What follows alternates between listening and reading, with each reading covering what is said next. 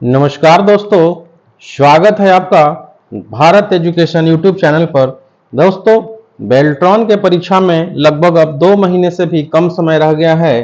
तो दोस्तों, इसमें कुछ एडवांस पढ़ने की जरूरत नहीं है। जितना हम आप लोग को प्रश्न बताते हैं, बस वही प्रश्न आप याद रखेंगे तो सफलता निश्चित मिलेगी। दोस्तों, यदि आप इस चैनल पर नए हैं तो इस चैनल को सब्सक्राइब कर लीजिए ताकि नए नए वीडियो आपको मिलता रहे। तो चलिए दोस्तों, हम प्रश्न की ओर चलते हैं। पहला प्रश्न है, हेडर और फुटर में कौन सा आकार चयन किया जा सकता है? दोस्तों, हेडर और फुटर में कौन सा आकार चयन किया जा सकता है?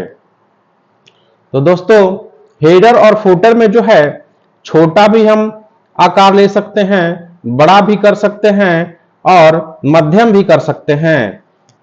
तो इसका सही उत्तर जो होगा, उपरोक्त सभी, यानी ऑप्शन डी बिल्कुल सही होगा।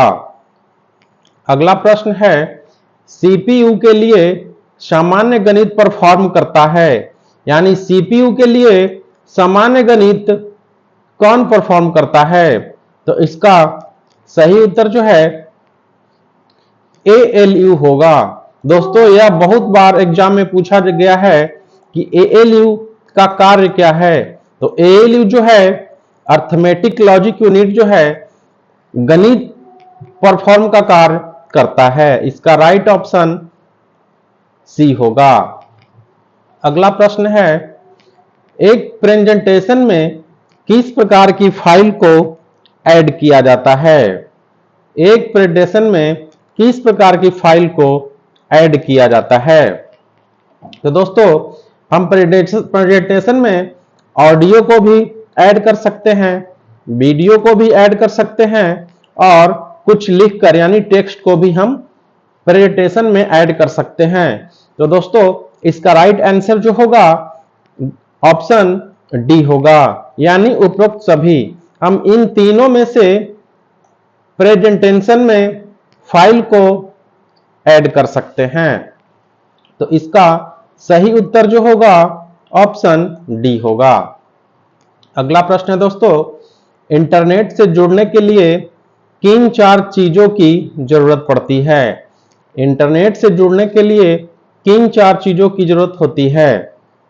तो दोस्तों, इंटरनेट से जुड़ने के लिए जो है, टेलीफोन लाइन होना चाहिए, मॉडेम होना चाहिए, कंप्यूटर होना चाहिए और आईएसपी होना चाहिए। यानी हम इंटरनेट से जुड़ने के लिए इन 4 चीजों का होना बहुत ही जरूरी है।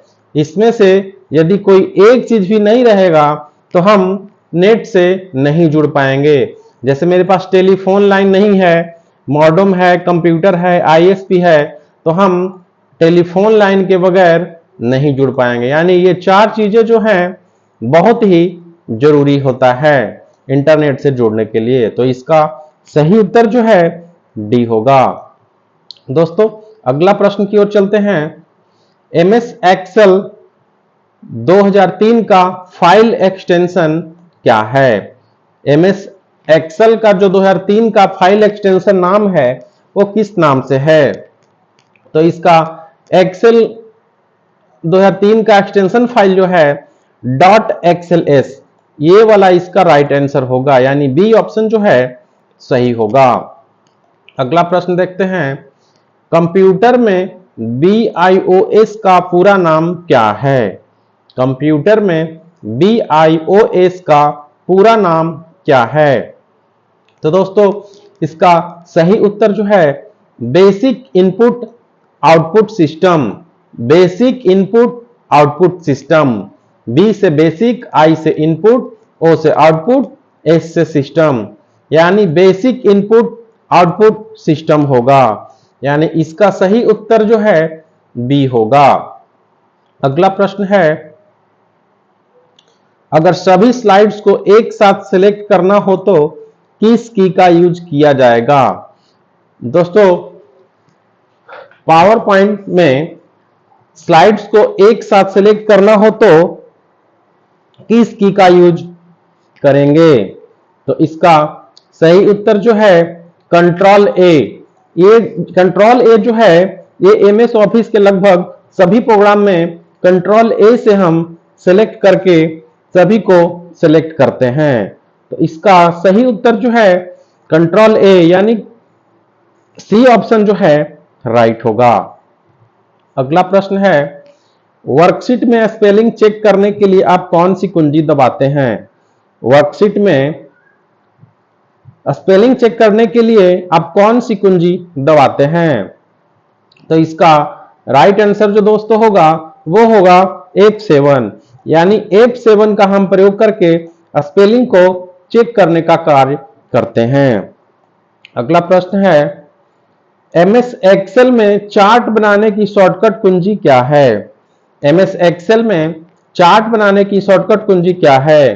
तो दोस्तों एमएस एक्सेल में चार्ट बनाने की जो शॉर्टकट कुंजी है वो F11 है यानी फंक्शन 11 की का हम उपयोग करते हैं। इसका सही उत्तर जो है डी होगा। अगला प्रश्न है कैसे एक टेक्स्ट को एक अन्य टेक्स्ट के साथ संलग्न किया जा सकता है? दोस्तों कैसे एक टेक्स्ट को एक अन्य टेक्स्ट के साथ संलग्न किया जा सकता है? तो इसका सही उत्तर जो है मर्ज टेक्स्ट यानी मर्ज टेक्स्ट करके हम एक टेक्स्ट को दूसरे टेक्स्ट के साथ अटैच कर सकते हैं। तो इसका सही उत्तर जो है बी होगा। अगला प्रश्न है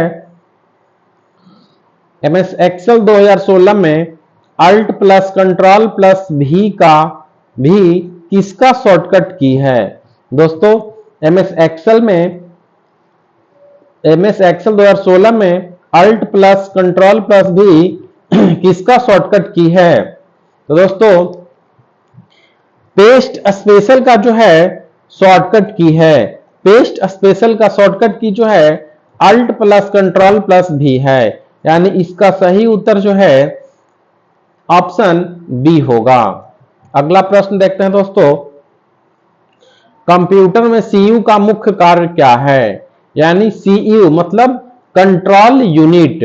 कंट्रोल यूनिट का मुख्य कार्य क्या है?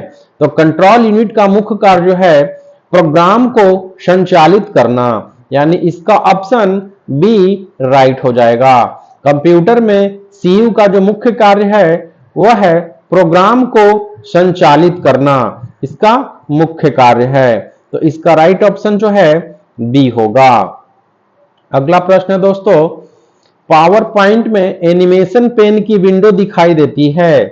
पावर पॉइंट जो है उसमें एनिमेशन पेन की विंडो कहां दिखाई पड़ती है?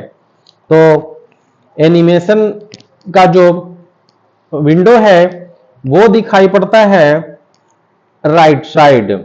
पावर पॉइंट एनिमेशन पेन की विंडो दिखाई देता है वह राइट साइड यानी स्क्रीन के दाएं साइड दिखाई पड़ता है। इसका राइट आंसर ऑप्शन बी होगा। अगला प्रश्न है GAIS का पूर्ण रूप क्या है?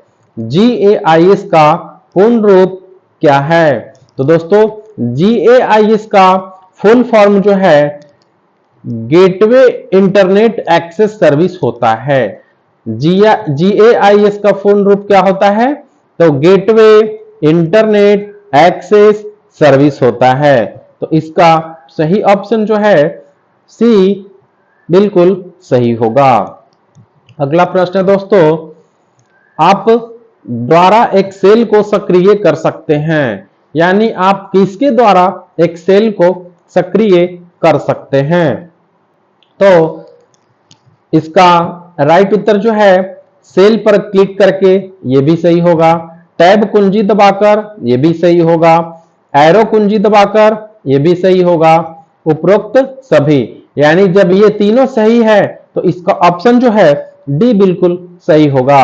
यानी सेल पर क्लिक करने के बाद जो है एक सेल को हम सक्रिय कर सकते हैं यानी उसमें कुछ टाइप कर सकते हैं, टैब कुंजी दबाकर जो है उसको हम सक्रिय कर सकते हैं, एरो कुंजी दबाकर जो है उसको हम सक्रिय कर सकते हैं। तो इसका सही उत्तर जो होगा उपरोक्त सभी यानी डी ऑप्शन जो है राइट होगा। अगला प्रश्न है माइक्रोसॉफ्ट वर्ड 2007 में किस टूल का उपयोग किया जाता है जब आप विभिन्न पृष्ठों को एक ही फाइल में मिलाना चाहते हैं? एमएस वर्ड 2007 में किस टूल का उपयोग किया जाता है जब आप विभिन्न पृष्ठों को एक ही फाइल में मिलाना चाहते हैं? तो इसका जो राइट उत्तर होगा वो होगा मर्ज, यानी ऑप्शन ए सही होगा। विभिन्न पृष्ठों को एक ही फाइल में मिलाना है तो उसे हम मर्ज का उपयोग करते हैं। मर्ज का उपयोग करके हम एक साथ कर सकते हैं। तो इसका सही उत्तर ए होगा। अगला प्रश्न है दोस्तों, प्रिंटर के लिए डुप्लेक्स प्रिंटिंग का क्या अर्थ है? प्रिंटर के लिए डुप्लेक्स प्रिंटिंग का क्या अर्थ है? तो दोस्तों, डुप्लेक्स प्रिंटिंग का मतलब होता है एक पेज पर दोनों तरफ से प्रिंट करना। यानी डुप्लेक्स प्रिंटिंग का मतलब होता है एक ही पेज पर दोनों तरफ से प्रिंट करना, यही डुप्लेक्स प्रिंटिंग कहलाता है। तो इसका सही उत्तर जो है बी ऑप्शन हो जाएगा। अगला प्रश्न है, इंटरनेट पर सर्वर को और किस नाम से जाना जाता है? इंटरनेट पर सर्वर को और किस नाम से जाना जाता है? यानी सर्वर जो है उसे हम होस्ट के नाम से जानते हैं। इसका राइट उत्तर जो है ए होगा, यानी इंटरनेट पर सर्वर को हम होस्ट के नाम से जानते हैं।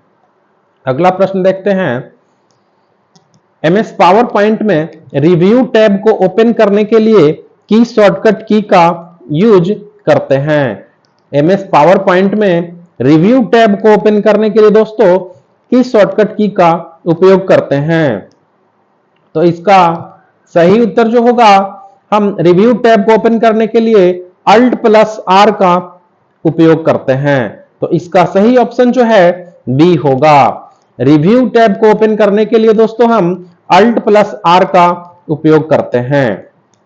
नेक्स्ट क्वेश्चन है, एमएस एक्सेल ओपन करने के लिए रन डायलॉग बॉक्स में क्या टाइप करना होता है?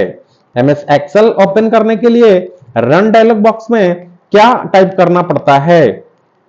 तो दोस्तों, जैसे हम एमएस वर्ड को खोलने के लिए विन वर्ड टाइप करते हैं, ठीक उसी प्रकार से एमएस एक्सेल में हम एक्सेल टाइप करते हैं। दोस्तों, एमएस एक्सेल को खोलने के लिए हम रन डायलॉग बॉक्स में सिर्फ एक्सेल का उपयोग करेंगे।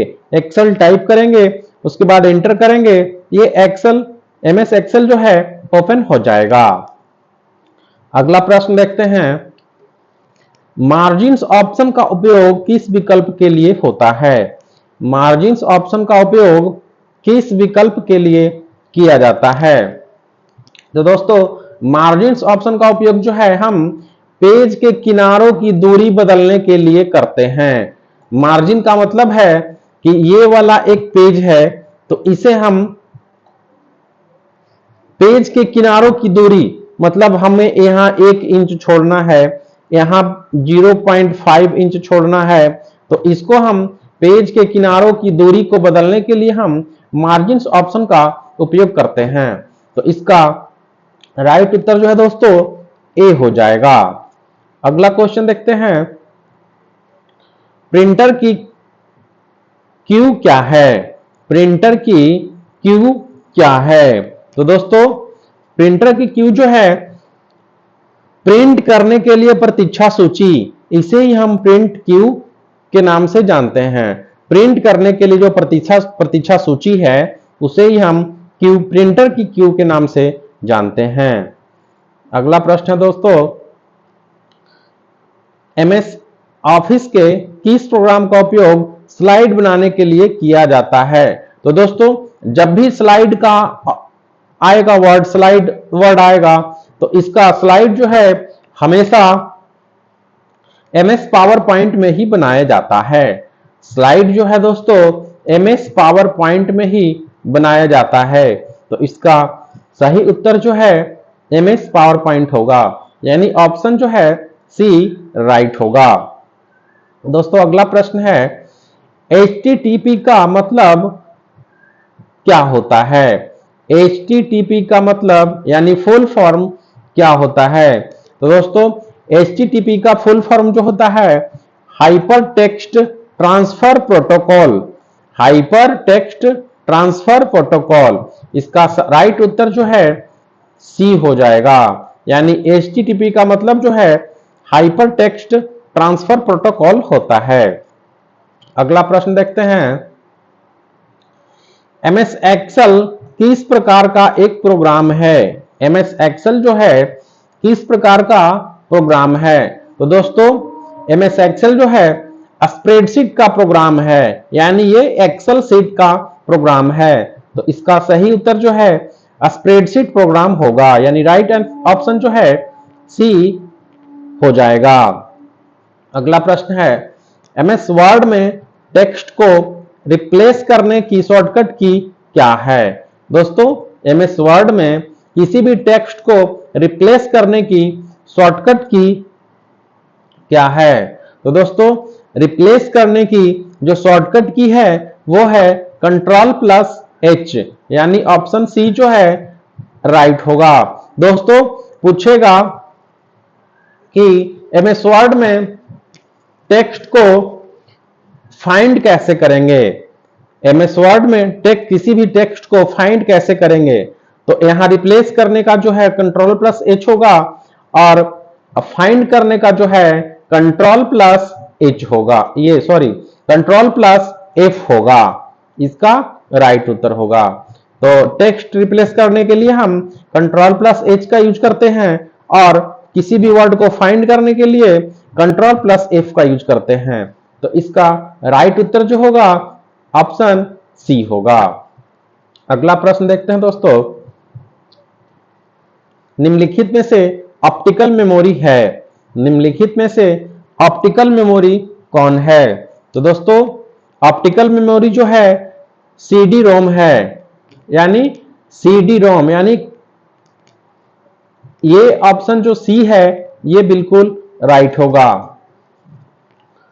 CD का फुल फॉर्म जो है कॉम्पैक्ट डिस्क होता है दोस्तों, इसका ऑप्टिकल डिस्क मेमोरी जो है वो है CD रोम, इसका ऑप्शन जो है सी राइट होगा। अगला प्रश्न है, पावर पॉइंट में कितने प्रकार के टेक्स्ट अलाइनमेंट होते हैं? पावर पॉइंट में कितने प्रकार के टेक्स्ट अलाइनमेंट होते हैं? तो दोस्तों पावर पॉइंट में जो है टेक्स्ट अलाइनमेंट 4 होते हैं, इसका ऑप्शन जो है सी सही हो जाएगा। अगला प्रश्न है, सीट का डिफॉल्ट व्यू कौन सा होता है? सीट का डिफॉल्ट व्यू कौन सा होता है? तो दोस्तों सीट का डिफॉल्ट व्यू जो होता है वह नॉर्मल होता है, यानी ऑप्शन सी सही होगा। अगला प्रश्न है, फॉन्ट्स और साइज को बदलने के लिए किस टूल बार का प्रयोग करते हैं? फॉन्ट्स और साइज को बदलने के लिए किस टूल बार का उपयोग करते हैं? दोस्तों फॉन्ट्स और साइज का को बदलने के लिए हम फॉर्मेटिंग टूलबार का उपयोग करते हैं। तो इसका राइट ऑप्शन जो होगा बी हो जाएगा। अगला प्रश्न है, रैम का पूरा नाम क्या है? रैम का पूरा नाम क्या है? तो दोस्तों रैम का फुल फॉर्म जो होता है रैंडम एक्सेस मेमोरी होता है, इसका सही उत्तर जो है बी हो जाएगा। रैम का फुल फॉर्म जो है रैंडम एक्सेस मेमोरी होता है, इसका ऑप्शन बी राइट होगा। अगला प्रश्न है, हाइड स्लाइड ऑप्शन का क्या यूज है? दोस्तों हाइड स्लाइड ऑप्शन का क्या यूज है? तो इसका सही यूज जो है हम प्रेजेंटेशन के दौरान सेलेक्ट की गई स्लाइड को हाइड करने के लिए हाइड स्लाइड का उपयोग करते हैं। दोस्तों हाइड स्लाइड ऑप्शन जो है हम प्रेजेंटेशन के दौरान सेलेक्ट की गई स्लाइड को हाइड करने यानी हटाने के लिए हम उपयोग इसका करते हैं। तो इसका सही उत्तर जो है ऑप्शन ए होगा। अगला प्रश्न है, एक वेबसाइट के एड्रेस को हम किस रूप में जानते हैं? एक वेबसाइट के एड्रेस को हम किस रूप में जानते हैं? तो दोस्तों एक वेबसाइट के एड्रेस को जो है हम यूआरएल के रूप में जानते हैं, यानी ऑप्शन जो है ए सही होगा। यूआरएल वेबसाइट के एड्रेस के जो है हम यूआरएल के रूप में जानते हैं। यूनिसोर्स ये लोकेटर इसका फुल फॉर्म होता है। इसका सही ऑप्शन जो है ए हो जाएगा। अगला प्रश्न है एमएस एक्सेल में सम फॉर्मूला किस लिए उपयोग किया जाता है? एमएस एक्सेल में ये वाला जो फॉर्मूला है किस लिए उपयोग किया जाता है? तो दोस्तों जब भी ये सम है, सम का मतलब ही है जोड़ना, तो हम इसका ऑप्शन जो है डी चुन लेंगे, यानी जोड़ने के लिए किया जाता है। सम का फॉर्मूला का उपयोग जो है हम जोड़ने के लिए करते हैं। अगला प्रश्न देखते हैं पेज सेटअप कमांड की सहायता से किनको बदला जा सकता है? पेज सेटअप कमांड की सहायता से किनको बदला जा सकता है? तो दोस्तों पेज सेटअप कमांड में जो है हम मार्जिन को भी बदल सकते हैं, पेपर साइज को भी बदल सकते हैं, कलर को भी बदल सकते हैं, और पेपर स्रोत या लेआउट इसको भी हम चेंज कर सकते हैं। तो दोस्तों इसका सही उत्तर जो होगा ए और बी दोनों, यानी इन दोनों काम को हम पेज सेटअप कमांड की सहायता से कर सकते हैं। तो इसका सही उत्तर जो है दोस्तों सी होगा। अगला प्रश्न है निम्नलिखित में से कौन सा प्रोग्रामिंग भाषा डाटा वेब डेटा मॉडलिंग के लिए उपयोग किया जाता है? निम्नलिखित में से कौन सा प्रोग्रामिंग भाषा वेब डेटा मॉडलिंग के लिए उपयोग किया जाता है? तो दोस्तों प्रोग्रामिंग भाषा जो है एसक्यूएल का हम उपयोग करके वेब डेटा मॉडलिंग के लिए उपयोग किया जाता है, यानी ऑप्शन जो है इसका ए राइट होगा। अगला प्रश्न है किसी स्लाइड में हाइपरलिंक इंसर्ट करने के लिए कौन सा विकल्प सही है? किसी स्लाइड में हाइपरलिंक इंसर्ट करने के लिए कौन सा विकल्प सही है? तो दोस्तों हाइपरलिंक इंसर्ट करने के लिए जो है चूज इंसर्ट एंड हाइपरलिंक इसका भी उपयोग हम करते हैं, और प्रेस कंट्रोल प्लस के इसका भी हम यूज करेंगे। हाइपरलिंक को स्लाइड में इंसर्ट नहीं किया जा सकता है, तो इसका राइट उत्तर जो होगा ये दोनों होगा, यानी ए और बी दोनों इसका राइट उत्तर हो जाएगा। अगला प्रश्न है जिस वेबसाइट का इस्तेमाल कुछ भी सामान सेवा खरीदने या बेचने के लिए किया जाता है उसे हम क्या कहते हैं? जिस वेबसाइट का इस्तेमाल कुछ भी सामान सेवा खरीदने के या बेचने के लिए किया जाता है उसे हम क्या कहते हैं? तो इसका सही उत्तर जो होगा ई कॉमर्स वेबसाइट होगा, यानी ई कॉमर्स वेबसाइट से हम किसी भी सामान को खरीद या बेच सकते हैं। इसका सही उत्तर ऑप्शन सी होगा।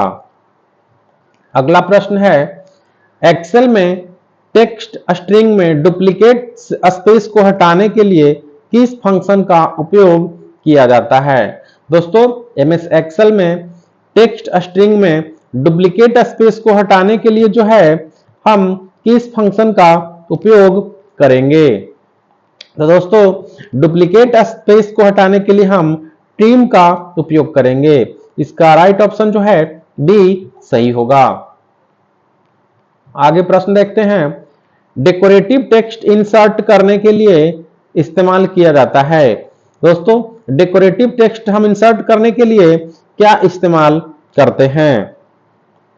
तो डेकोरेटिव टेक्स्ट इंसर्ट करने के दोस्तों हम वर्ड आर्ट का उपयोग करते हैं। इसका राइट उत्तर जो है ए हो जाएगा। अगला प्रश्न देखते हैं 1 मेगाबाइट यानी 1 एमबी कितने किलोबाइट के बराबर होते हैं?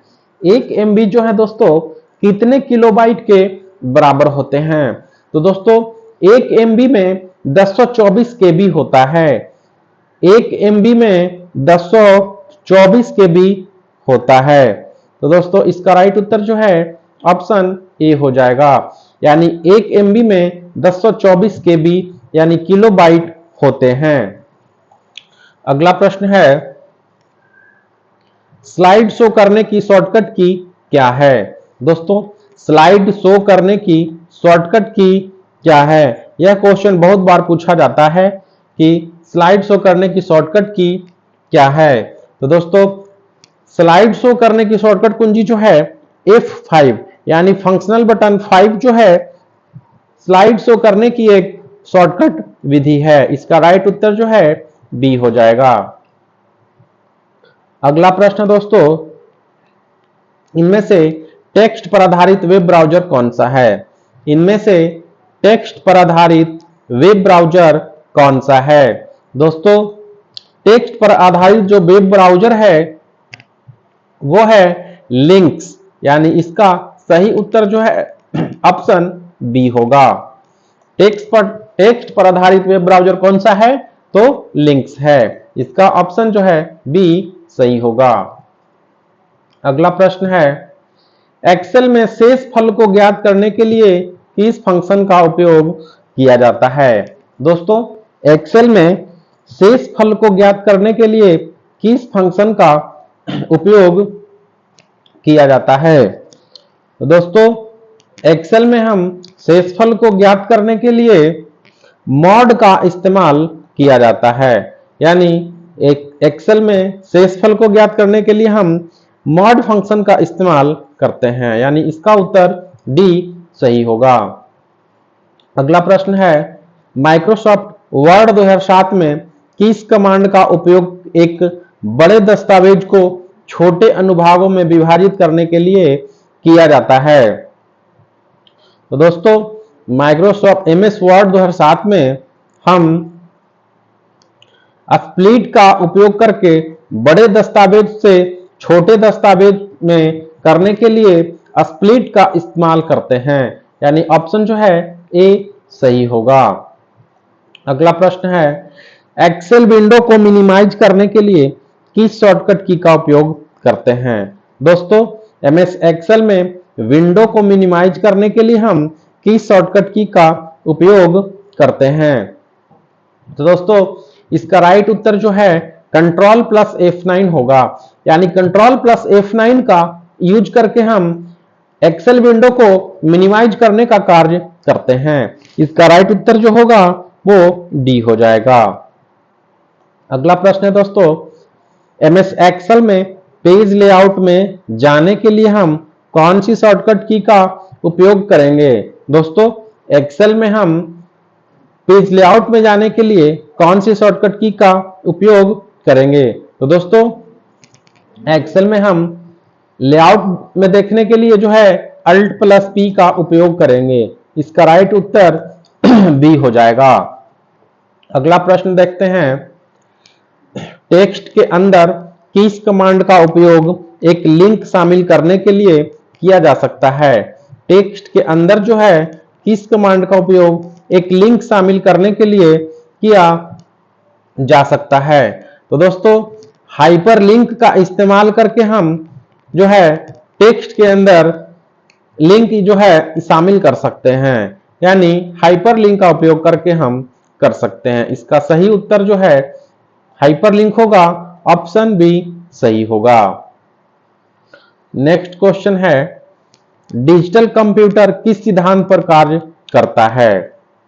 दोस्तों डिजिटल कंप्यूटर जो है किस सिद्धांत पर काम करता है?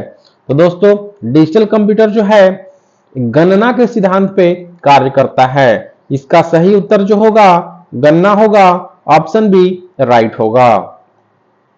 अगला प्रश्न है, पावर पॉइंट में प्रेजेंटेशन में चार्ट को किस तरीके से इंसर्ट किया जाता है? दोस्तों MS पावर पॉइंट में प्रेजेंटेशन में चार्ट को किस तरीके से हम इंसर्ट करेंगे? तो दोस्तों हम जो है इंसर्ट में जाएंगे और फिर चार्ट में जो है इंसर्ट करेंगे। तो इसका सही उत्तर जो है सी ऑप्शन हो जाएगा। अगला प्रश्न है, इनमें से कौन सी एक वेब होस्टिंग कंपनी नहीं है? तो दोस्तों फेसबुक जो है एक वेब होस्टिंग कंपनी जो है ये नहीं है, बाकी सारे जो हैं होस्टिंग कंपनी है। तो इसका राइट उत्तर जो है डी हो जाएगा।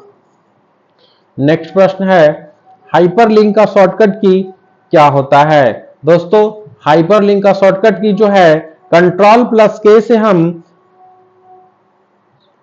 हाइपरलिंक का इस्तेमाल कर सकते हैं, यानी हाइपरलिंक का शॉर्टकट की जो है Ctrl+K होगा, यानी इसका सही उत्तर जो है ऑप्शन डी हो जाएगा। अगला प्रश्न है डॉक्यूमेंट पेज में हेडर कहां पर होता है? दोस्तों डॉक्यूमेंट पेज में हेडर कहां पे होता है?